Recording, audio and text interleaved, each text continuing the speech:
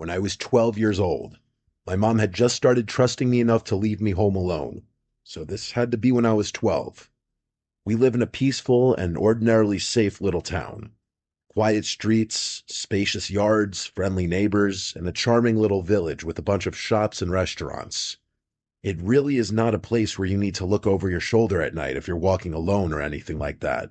It just feels safe, which is part of the reason my parents trusted me home alone at such a young age. I still live with my parents today in the same house. The night in question, it was a weekend. My parents were leaving me home alone for the night. When we were really little, my grandparents would watch my older sister and I, but since my sister wasn't home for whatever reason, and since I was kind of old enough to be left alone at that age, my parents decided to just trust me by myself. My parents had us young, so they've always been a bit more active in the sense that they'd often travel or go out on the weekends with their friends. They left me some money for pizza for dinner. It was the ideal night for a 12 or 13-year-old. House to myself, video games all night, and pizza for dinner. I used to be obsessed with James Bond video games when I was a kid, so I was playing some game called Nightfire for like my third playthrough on my PS2. After I finished the game again, I decided to order the pizza. There was a pizza place right by our house called Gianni's. It's been closed for years now, but it was one of my family's go-to pizzerias. I ordered a regular pie. At the age of 12, I could easily eat 3 slices by myself. My mom told me to wrap the leftover slices in tinfoil and put them in the fridge. I switched out discs for another video game in the meantime while I waited for the pizza, and when the doorbell finally rang, I hurried downstairs with the $20 bill my parents left me. My mom told me to tip $4. The pizza place was like 3 blocks away, so honestly, it wasn't a bad tip, especially for the time. The delivery driver was some 30-something-year-old looking guy, though he looked a little rough. Like he had a really long and gross beard. He also wore glasses and was wearing a black trucker's hat. I gave him the 20 and asked for the specific change. As he handed me the box and counted the change, he looked up at me and then looked past me into the house and said, "You alone here?" I knew it was an odd, creepy question, and my parents taught me well about being wary of strangers. I said my parents are on their way home. A stupid answer in retrospect. I could have just said no, but I knew he was asking because first of all there were no cars in the driveway, and the fact that a kid was accepting the pizza at the door instead of an adult. After he handed me the change, I closed the door. I ate in the kitchen, probably had 3 slices and then wrapped up the rest of them and put them in the fridge. I went back upstairs and played my other James Bond PS2 game, Agent Under Fire. I liked this one less than Nightfire, but it was still good. Hours go by of me playing. It was probably 11 o'clock when the doorbell rang. Naturally, thinking it was my parents, I rushed downstairs to the door. I said through the door, "Mom? Dad?" But an unfamiliar voice on the other side said, "Hey, I need help." They said they need to use a phone. I said, "Who is this?" And he repeated that he just needs to use a phone. I didn't want to peek through the window because, quite honestly, I was scared. I decided to go upstairs and ignore it. I knew from common sense alone that opening that door would be a horrible, horrible idea. I was walking up the stairs, which are directly in front of the front door, when the man outside banged on the door, and I heard him say, "Wait, please, I need help." What that meant was that he saw me.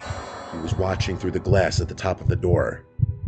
I turned around, and though it was dark on the front porch, I could still see the outline of the man's head.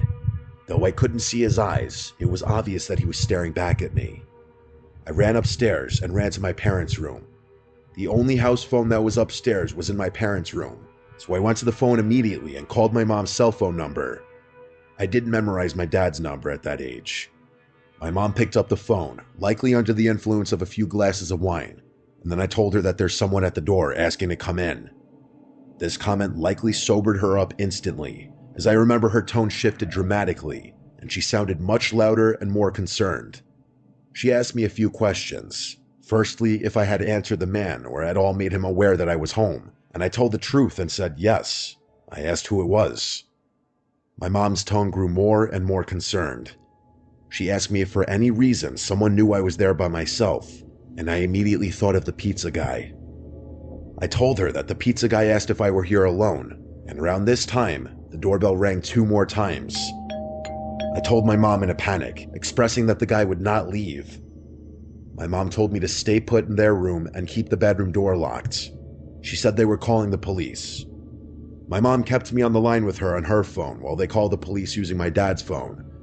They had to leave the restaurant they were in to go outside to better be able to communicate. It was a summer night. The windows were all cracked open to let some air into the house, and through my parents' window, I heard the gate on one side of the house leading to the backyard opening. It opened in a very discreet, gentle-sounding way. I told this to my mom, and she kept telling me to just stay quiet, stay in their room, and keep the lights off. I said quietly into the phone, "What if he tries getting in through the den window?" My mom would tell me to just stop talking and wait for the police. She would continue talking into the phone, feeding me updates from the police and their ETA, reminding me also to not talk. I was starting to calm down just a bit when I heard the unmistakable sound of footsteps downstairs. Footsteps of someone inside the house, wandering around. I whispered this in a panic to my mom, and I heard her scream something into the other phone to the police. Probably something along the lines of, "The man is inside the house, hurry up." My mom told me to hide under the bed and wait there. For my 12-year-old self, it was the most horrific, unreal moment of my life. The only thing keeping me feeling relatively protected was the tiny little lock on my parents' bedroom door. I heard footsteps coming up the stairs. The stairs are by my sister and I's bedroom down the hall. My parents' bedroom is further down. The footsteps faded for a few moments, I'm assuming as the intruder went into our bedrooms, searching. My mom told me the police would force their way in and to not move until they were inside. I heard the footsteps in the hallway coming down this way until they got to the bedroom door, and then they tried pressing down the doorknob only to find it locked. They tried a few times, as if that would somehow magically unlock the door. Then there was a light knocking on the door. But the person on the other side didn't speak a word. They tried the doorknob one more time before I heard the footsteps walk back down the hallway, then down the stairs, and they faded away deeper into the house. I did my best not to burst out into tears the entire time. I didn't even whisper anything into the phone because I was too scared to make the slightest sound. My mom finally told me the police were there, but to still stay put. I was expecting to hear them kick down the door, but instead, I just rather suddenly heard multiple heavy footsteps and a man shouting my name, identifying himself as a police officer. I heard them coming up the stairs, and my mom gave me permission to answer them and unlock the door. There were 2 officers upstairs when I opened the door, and then 2 more downstairs. They didn't have to kick down the front door because the back door was left completely ajar. The back sliding window was also slid completely open, which was the obvious original entry point. I had to talk with the police and tell them everything that happened, including my suspicion of the pizza guy, with my parents listening in on the phone. They were en route home, and by the time they got back, there were only 2 police officers still at the house. With the police report including a note of the pizza guy, they said they'd do their investigation. My parents brought me to Gianni's Pizzeria the next night and asked me to point the guy out if I saw him. When I didn't see him, they asked the manager which employee matched the description of the delivery guy I described. He said that would be Phil, who was currently out doing a delivery. After explaining the whole scenario, he said there's no way that would be Phil and asked us to leave the premises. Long story short, my parents made a big scene in the pizzeria, and they said they would never give them our business again. We went to the car and waited in the parking lot. We waited for almost an hour, and when he never showed up, we left. My parents thought it was because the manager called or texted the employee, which caused him not to show back up, but who knows? My parents contacted a few lawyers who ultimately didn't take the case due to a lack of solid evidence, stating it would be a waste of time, basically. Ultimately, we never did go back to that pizzeria, and it wasn't for a long while after that that my parents felt safe leaving me home alone again, simply because of this incident. Ultimately, I do think it was the pizza guy, or at least someone associated with him, because who else would have known that I was home alone that night?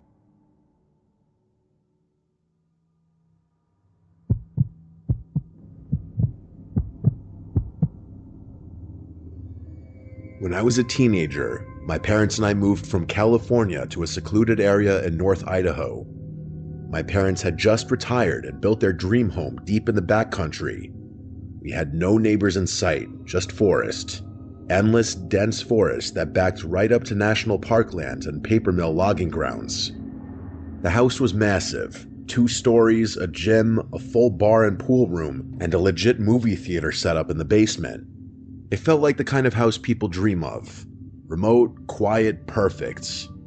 Or so it seemed. I was dating my high school girlfriend at the time. One night, while my parents were out on a date downtown, I invited her over to hang out and watch a movie. We were completely alone. I cracked open a beer. I was underage, but figured no one would care, and we headed down to the movie room to watch Gladiator. Everything started out normal, but somewhere around the midpoint of the movie, maybe close to midnight, something switched in me. Out of nowhere, I was overwhelmed with this fight or flight feeling. It was like my body sensed something my brain couldn't see. My heart was pounding, and I kept glancing at the uncovered windows behind us that looked out into the pitch black woods. I didn't want to freak out my girlfriend, so I kept it to myself. In fact, things got a little heated between us during the movie. But the whole time, I couldn't shake the feeling that we were being watched. I didn't know from where, but I knew. After the movie ended, I walked her upstairs and out to her car. The house was dead quiet again. She drove off, and I turned to go back inside, when I remembered I'd left the bar, pool room, and movie room lights on. So I went back downstairs. I turned off the lights in the movie room first, then paused. My eyes drifted to the large window that looked into the backyard, and that's when I saw him. Man, he looked homeless. Wild hair, filthy clothes, but what froze me in place was his expression. He had the biggest, creepiest smile I've ever seen, with wide, staring eyes that looked absolutely deranged. And in his hand was a knife. He was gently tapping it on the glass over and over. At first, I thought I was hallucinating. I slowly backed away and went to the bar room to shut off the rest of the lights. That room has a sliding glass door that also faces the woods. I flipped the switch and watched in horror as the man calmly walked from the window to the door, still smiling, still staring. At this point, we were less than a foot apart, just the glass between us.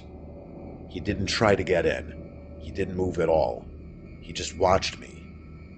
I went upstairs without a word. Right then, my parents were walking through the door. I told them I think I need to go to the psych ward or something. I swear I just saw a guy with a knife watching me outside. My mom went pale. My dad's eyes narrowed, and without a word, he went to the gun safe, grabbed his rifle, and stormed out to check the property. I asked my mom what was going on, and she said there have been a few break-ins in the area. A guy wandering through the woods trying to get into homes. The description you gave matches exactly. The police were called, but they didn't find anything. No signs of entry, no footprints, just cold, black woods. That should have been the end of it, but it wasn't. That night, as I tried to sleep, I could hear a light tapping sound beneath me. My bedroom was on the second floor, directly above the movie room. It sounded like metal gently tapping glass. I tried to convince myself it was nothing. The tapping lasted for hours. This happened night after night for weeks. Sometimes it would stop. Sometimes I'd wake up at 3 a.m. and hear it faintly again. I even thought I heard footsteps on the roof one night. I checked the windows, but I never saw anyone. Still, I couldn't shake the feeling that I was being stalked, watched. Then winter came. My parents had to go out of town for a few days, but they were still nervous about what had happened.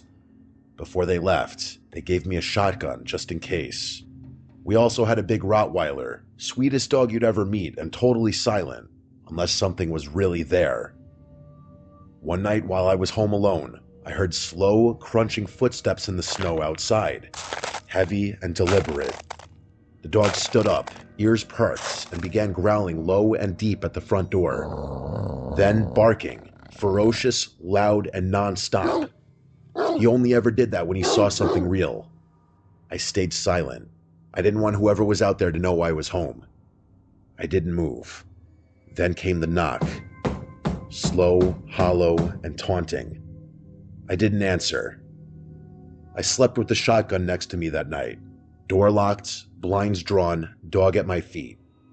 The next morning, I went outside and saw something that made my stomach drop. Footprints. Fresh human footprints circled the entire house. They stopped at every single window, like someone was trying to look in, searching for me. I followed the prints around the property, and they eventually led into the forest. I followed them maybe half a mile before they started to zigzag, veer off, loop back, like whoever made them was trying to throw me off their trail. I turned back. Something told me it was a bad idea to keep going. That night, the tapping came back, louder this time. I knew it was him. I unlocked my door, grabbed my shotgun, and stepped onto the second-story deck. I flipped on the fog lights that illuminated the backyard. There he was. Same man, same smile, and same dead eyes.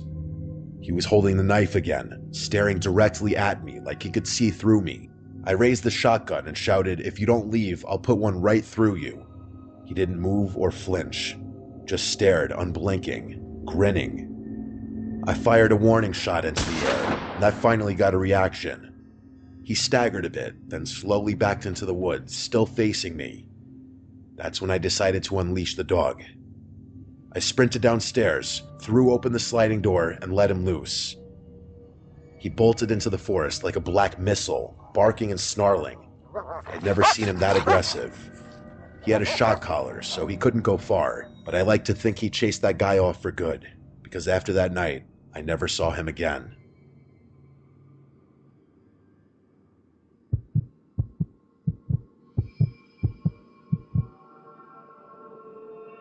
This happened in March of 2022 during spring break. I was in my second year of college. My friends and I, 6 of us total, decided to rent a cabin out in South Carolina for a few days, just to get away from everything. No school, no stress, no phones. It was supposed to be one of those quiet trips where you drink too much, play music too loud, and maybe make some memories you'll laugh about later. There were 4 of us guys, me, Matt, Chris, and Tyler, and 2 girls, Jess and Sarah. We'd all been close since freshman year. The cabin we picked was stupid cheap for its size. 2 stories, a wraparound porch, 2 bathrooms, and listed as being on private land near a lake. It was way out there, no towns for miles, surrounded by forest. The guy who owned it had a thick accent and seemed kind of off when we talked to him on the phone. All he said was, "Just don't go wandering too deep into the woods. Some old stuff back there. Wells, busted fences, snakes. You don't want to get turned around." We laughed about it, thought he was just trying to add some spooky southern charm to the trip. But when we got there, it wasn't funny. The drive took forever. GPS gave out an hour before we arrived. The last part of the road was just dirt and gravel, barely wide enough for 1 car. Trees got thicker the closer we got. When we finally saw the cabin, we all kind of went quiet. It didn't look like the pictures. It was older and dirtier. The windows were dusty, and a few of the shutters were hanging off by the hinges. There was this faint smell outside, like old garbage and wet wood. We brushed it off and made jokes, said it just added character. We unloaded, claimed rooms, and started drinking by 7 p.m. The first night was fun. We grilled outside, cranked music from a Bluetooth speaker, and played some card games. By 11, it got cold, so we moved inside. That's when I noticed how dark the woods were. I don't mean just nighttime dark. I mean complete blackness. The porch lights barely lit up more than a few feet, and the trees were so dense it felt like they were pressing in from all sides. No bugs, no wind, just total, heavy silence. We ended up crashing around 2 a.m. I had one of the rooms on the ground floor, right next to the kitchen. Small and just a bed and a window facing the woods. At around 4:15, I woke up. No reason, just wide awake like someone had poked me. I laid there for a second, heart beating fast. Then I heard it. Tap, tap, tap. I thought it was the heater at first, but then it repeated. Steady, non-metallic, non-mechanical. It sounded like fingers. I looked at the window, and there was a man standing there. He was pressed up against the glass, face almost touching it. Pale skin, wild hair, no shirt, just staring in. His mouth hung slightly open like he was breathing through it. His eyes were wide. He didn't blink. He didn't move. He just stood there and tapped, soft and slow, like he was trying to tease me. I felt like my body locked up. Then the tapping got a little faster. I whispered for Matt, who was sleeping on the couch outside my room. I said his name again, louder. He woke up groggy and asked what I wanted. I just pointed. He looked over, saw the man, and immediately jumped up, knocking over the coffee table.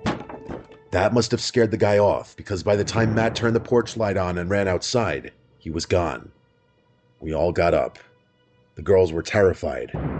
Tyler tried to convince everyone it was just some drunk local messing with us. Chris said maybe it was a hunter who got lost, but I knew it was that guy watching me. He wasn't lost. We blocked the doors, moved the couch in front of the big living room window, and took turns staying awake for a few hours. Nothing else happened that night. The next morning, we went outside. There were footprints, bare human footprints circling the entire cabin. They stopped at every window, every single one, even the little one above the upstairs shower. That should have been it. We should have left, but we didn't. We were dumb and stubborn, and we stayed. Night 2 started the same. Drinks, music, fire pit, but the energy was different.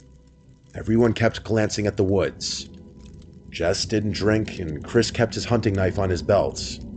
When we finally went inside, we locked every window and double-checked the doors. Around 3:30 a.m., Matt went to the kitchen for water. He stopped in the hallway and called my name. I got up and saw him standing there, pointing. There was someone in the kitchen, the man from before, but this time he was inside, naked. His back was to us, covered in long, raw-looking scratches. He was standing in front of the fridge, staring at it like he didn't know what it was. He made this slow, swaying motion like he was rocking on his feet. Matt didn't speak. He just backed up. We all gathered silently at the hallway entrance. I had a pocket knife. Sarah had the fire poker. Chris grabbed one of the chair legs he'd snapped earlier, trying to be funny. We turned on the light, and the man was gone. The back door was wide open, but it wasn't broken. It wasn't forced. It was just open. We left 20 minutes later. No one argued. We packed only the basics, wallets, keys, phones, and drove through the woods until we had enough signal to call the sheriff. When we met the deputy at a diner off the highway, he didn't look surprised at all. He asked if anyone was hurt, then said, "Yeah, we've had some trouble with folks squatting up in those woods. Not always right in the head." We tried to explain it wasn't just some homeless guy. This man watched us, came back 2 nights in a row, and had a key or somehow got inside. The deputy just nodded like he'd heard it before. When we mentioned the owner, his face almost implied that he knew the guy. The listing disappeared a few days later, completely wiped from every rental site. We never got answers, never got a call. We never even got our deposit back. But that face, the way he looked at me through the window, I still see it sometimes when I wake up at night. We don't talk about that trip much anymore. But as far as I know, none of us have been back to South Carolina since.